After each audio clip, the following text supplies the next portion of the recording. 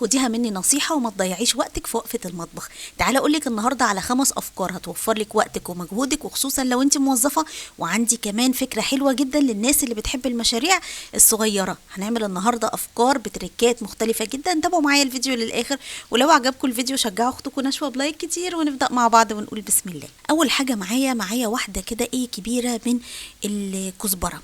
هنبتدي ان احنا نقطع الكزبرة ديت، واي خضار قبل ما بنقطعه بنكون غسلناه كويس جدا جدا، وشلنا منه كمان اي ورق لونه اصفر. خصوصا لو احنا بنعمل تخزينات لازم نهتم كويس جدا بنظافة الخضروات اللي هتبقى معايا كمان وحدتين من السلق ده يا جماعة اللي احنا بنستخدمه في القلقاس. ولاحظوا معايا هنا ان كمية السلق والكزبرة اللي معايا هتبقى على عدد او على كمية القلقاس اللي احنا هنخزنها مع بعض النهاردة.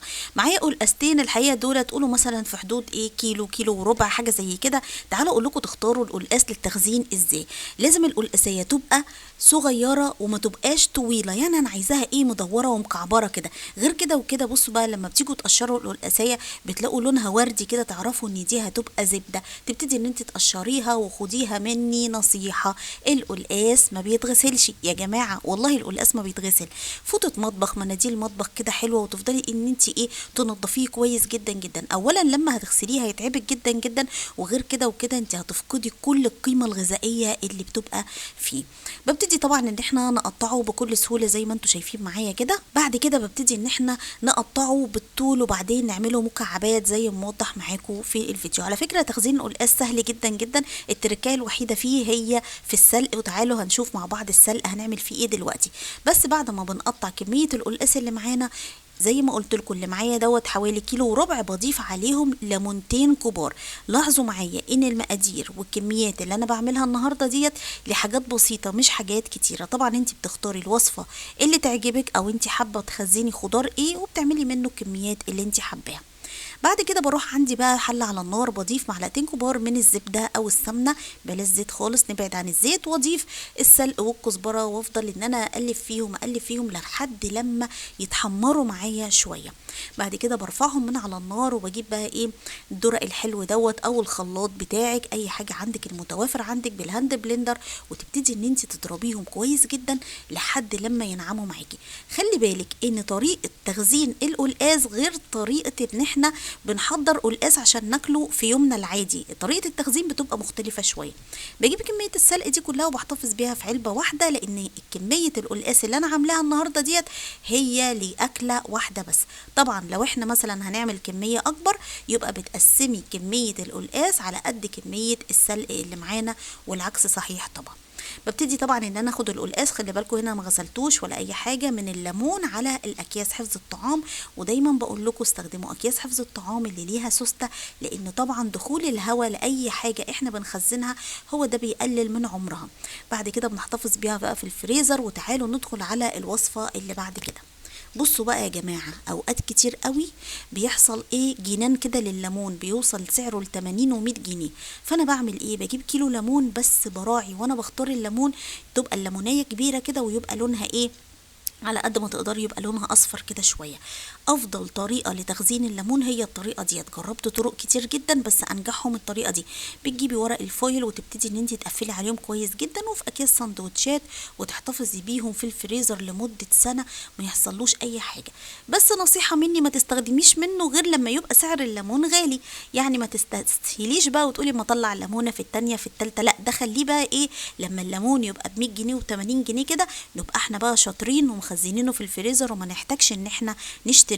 بتطلعيها تفك شويه او شويه ميه سخنه وتعصريها، تاخدي احلى عصير ليمون. نروح على الوصفه اللي بعد كده. بنعمل بتجيبي اي نوع بقى خضار انت بتحبيه. يعني مثلا احنا النهارده هنستخدم كوسه، وهنستخدم جزر، وكمان هنستخدم بطاطس، نستخدم بسله، ولو عندك فاصوليا، عندك بروكلي، اي حاجه لونها اخضر عندك انت بتحبيها، تبتدي ان انت تقطعيها بالشكل الصغير دوت، اللي هو اللي هو ان احنا ممكن نعملها تورلي او ممكن نعملها خضار سوتيه، ممكن نعملها شوربة خضار، اي حاجة هتستخدميها فيها. بتجيبي حلة عندك على النار فيها مية كوم بتغلي سخنة جدا، بضيف معلقة كبيرة من الخل وكمان نص معلقة صغيرة من السكر على قد كمية الخضار اللي احنا هنستخدمها. يعني مثلا قولوا شوية الخضار اللي معانا دولت ما يجيبوش مثلا نص كيلو، كيلو الا ربع، حاجة زي كده.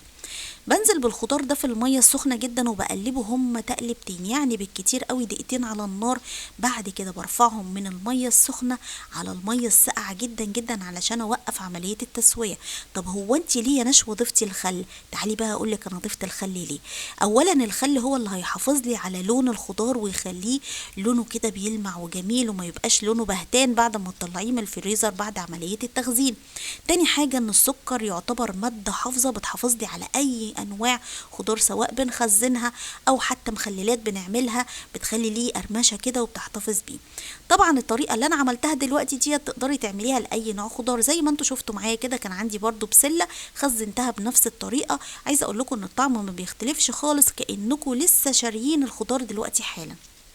اكياس حفظ الطعام وزعي زي ما انت عايزه. اللي انا ضفته دوت كرفس، قلت مثلا ايه علشان لو انا مثلا حابه ان انا اعمل مثلا الكيس دوت شوربه خضار يبقى عندي الكرفس جاهز. وغير كده وكده انا في اول الفيديو قلت لكم ان وصفاتنا النهارده هتنفع للناس اللي بيعملوا مشاريع. المشاريع دي هتنفعكم جدا جدا خصوصا للموظفين. ناس كتير ما بتحبش ان هي تقف في المطبخ، او حتى يا عيني عليهم هم مش ما بيحبوش، هم ما عندهمش وقت يقفوا في المطبخ. فاحنا المفروض ان احنا نساعد بعض. الحاجات ديت لرباط البيوت بقى اللي هم ايه مفيش شغل وكده، ممكن تعملي كميات من الخضار ديت وتوزعي، هتبقى حلوه جدا ومكسبها هيبقى حلو قوي. اخر وصفه معانا هو الفلفل الالوان. انا عارفه الفلفل الالوان مش من اهتمامات ناس كتير، بس انا عايزه اقول لكم ان فلفل الالوان فيه فيتامين سي وقيمه غذائيه عاليه جدا جدا. اوقات من السنه بيبقى سعره متوافر وكمان سعره حلو قوي، واوقات تانية بتلاقيه ضرب بقى سعره نار. فبعمل ايه؟ بجيب شويه كده حلوين قد مثلا كيلو زي ما انتوا شايفين معايا كده يعني، وبلخبطهم على بعض وببتدي ان انا احتفظ بيهم في الفريزر. طيب الفلفل الالوان طريقه حفظه مش للسلطه خالص علشان نبقى واضحين مع بعض. اما اللي ايه ممكن بقى شاورمات، ممكن مثلا مع خضار، مع تتبيلات بنعملها بينفع والله. يعني عارفه العلبه دي هتنفعك في اي حاجه. وبكده اكون خلصت فيديو النهارده. يا رب فيديو النهارده يكون عجبكم وتكونوا استفدتوا منه. لو عجبكم فيديو النهارده ما تنسوش تشجعوني بلايك كتير وشير كتير عشان تعبت جدا جدا جدا. بحبكم قوي قوي قوي، واشوفكم بكره ان شاء الله في فيديو جديد ووصفه جديده مع مطبخ نشوى. والسلام عليكم ورحمه الله وبركاته.